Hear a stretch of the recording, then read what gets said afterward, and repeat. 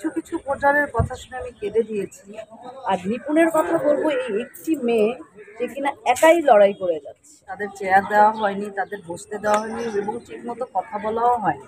আমি টোটাল কথা বলতে পেরেছি 570 জনের মধ্যে। টোটাল আমি কথা বলেছি, ধরেন আমি মনে হয় 420-30টা ভোটারদের সাথে কথা বলতে পেরেছি এবং সেটা আমি শুরু করেছি ঈদের দিনের পরের থেকে। তো সবার একটি কথা, যে সব ভোটারদের একটি চাওয়া যে তারা যোগ্য সম্মান চায়।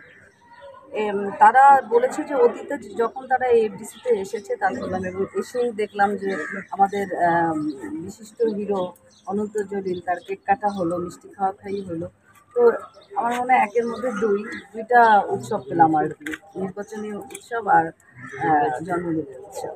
তাদের চেয়ার দেওয়া হয়নি, তাদের বসতে দেওয়া হয়নি এবং ঠিকমতো কথা বলাও হয়নি, মানে বিগত যারা ছিল।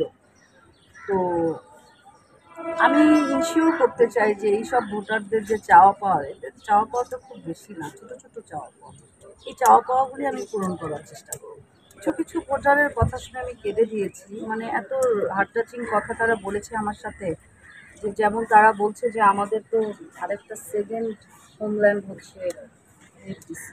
তারা কোথায় যাবে, তারা কোথায় যাবে? দিন শেষে তাদের ইচ্ছা করে এখানে আসতে। সো একেবারে আমি বলবো যে মাঠ পর্যায়ের ভোটারদের সাথে আমি কথা বলেছি। সো অবশ্যই তাদের দুঃখ, দুর্দশা, কষ্ট কিছুটা হলেও আমি যদি উইন করতে পারি, আমি লাঘব করার চেষ্টা করব। একটা শিল্পী সমিতি হচ্ছে শিল্পীদের মিলন মেলার একটা স্থান। আজকে যদি শিল্পী সমিতি না থাকতো, তাহলে আমরা যারা এই শিল্পী, ধরেন আমি পলি এসে এফডিসিতে কোথায় বসতাম আপনারা বলেন? একটা পিকনিক, একটা ইফতার পার্টি, আজকে কতগুলি শিল্পীকে এক করছে। এটা কারোর দ্বারা, কোনো প্রডিউসারের দ্বারা কি সম্ভব যে এতগুলি শিল্পীকে এক জায়গায় করা? হ্যাঁ?